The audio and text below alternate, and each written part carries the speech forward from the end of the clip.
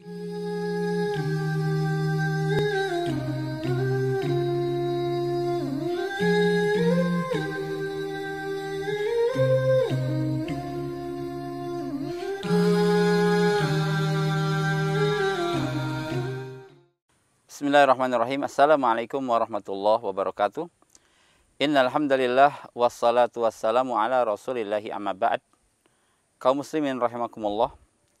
Alhamdulillah, kembali kita bersyukur kepada Allah Azza wa Jalla yang memberikan kesempatan kita untuk terus beribadah di bulan mulia ini, di bulan Ramadan. Kaum muslimin rahimakumullah. Sebelum kita melakukan ritual ibadah apapun termasuk puasa, maka kita harus mengilmui terlebih dahulu ritual yang akan kita lakukan.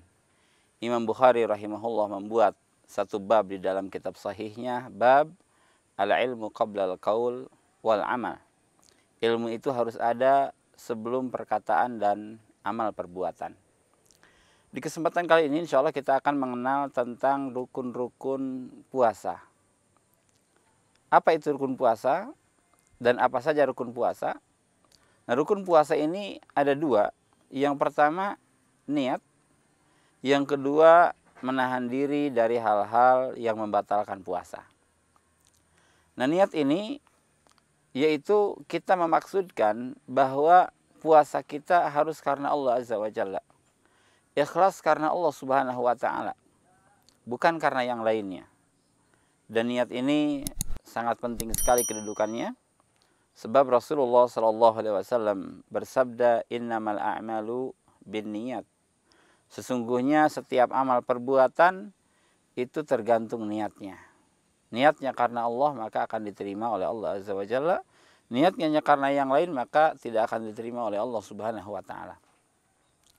Kemudian untuk saum Ramadan, niat puasanya itu harus ada sebelum waktu subuh. Yaitu sejak malam hari sebelum waktu subuh, seseorang harus berniat untuk melakukan puasa. Sebab ketika waktu subuh sudah datang dan dia baru niat setelah subuh, maka puasanya tidak diterima oleh Allah Azza wa Jalla. Dikarenakan Rasulullah SAW bersabda, malam yujmi'is siyam qabla al-fajr fala siyamalahu. Siapapun yang tidak meniatkan puasa sebelum subuh, maka tidak ada puasa baginya. Nah, para ulama mengatakan ini maksudnya untuk puasa Ramadan atau puasa wajib.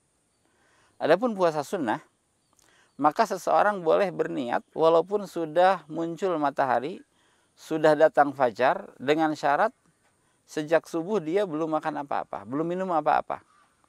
Hal ini berdasarkan sebuah hadis dari Aisyah radhiyallahu anha. Beliau mengatakan, satu hari Rasulullah SAW menemuiku di rumahku. Dan Rasul mengatakan, apakah engkau punya makanan? Maka Aisyah radhiyallahu anha mengatakan, tidak. Ya, aku tidak memiliki makanan. Maka Rasul mengatakan, inni shaim. Kalau begitu saya akan berpuasa hari ini. Nah, ini untuk puasa sunnah, seseorang boleh berniat setelah masuk waktu subuh atau setelah datang matahari, dengan syarat dia belum makan apapun ya sejak subuh. Nah, ini niat menjadi penting sekali di dalam setiap ibadah termasuk as-saum. Nah, kemudian rukun yang kedua yaitu menahan diri dari hal-hal yang membatalkan puasa. Apa saja yang membatalkan puasa? Para ulama mengatakan makan dan minum dengan sengaja. Ini membatalkan puasa. Tetapi jika makan dan minum dikarenakan lupa, maka puasanya tidak batal. Ya, bahkan pada hakikatnya ketika seseorang sedang berpuasa, kemudian dia makan dan minum, pada hakikatnya Allah Subhanahu wa Ta'ala sedang memberinya makan dan minum. Kemudian pembatal yang lain yaitu berhubungan suami istri di siang hari bulan Ramadan, ini pun termasuk ke dalam pembatal puasa. Maka bagi kaum muslimin, ya ketika dia berpuasa harus menjauhi pembatal-pembatal puasa. Nah, waktu puasa itu dari subuh sampai maghrib. Ya, sebagaimana Allah Subhanahu wa Ta'ala berfirman, wa kulu washrabu hatta yatabayyana lakumul khaytul abyad minal khaytil aswad minal fajr. tsumma atimus siyam ila lail. Makanlah, minumlah sampai jelas benang putih dari benang yang hitam. Artinya sampai terbit fajar. Jadi makanlah dan minumlah sampai terbit fajar. Kemudian sempurnakan puasa itu sampai malam hari. Artinya sampai waktu maghrib. Setelah waktu maghrib, maka kaum muslimin berbuka puasa. Wallahu alam. Assalamualaikum warahmatullahi wabarakatuh.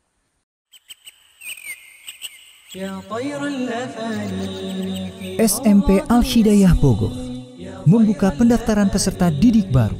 SMP Al-Hidayah Bogor hadir sebagai media pendidik umat yang berupaya memadukan pendidikan nasional dan pesantren dengan konsep Islamic Boarding School.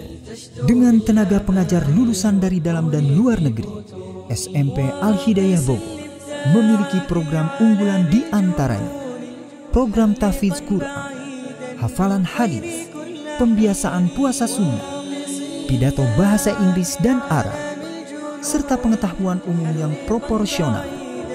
Daftarkan putra-putra Anda sekarang juga dan jadi bagian dari keluarga besar SMP Al-Hidayah Bogor.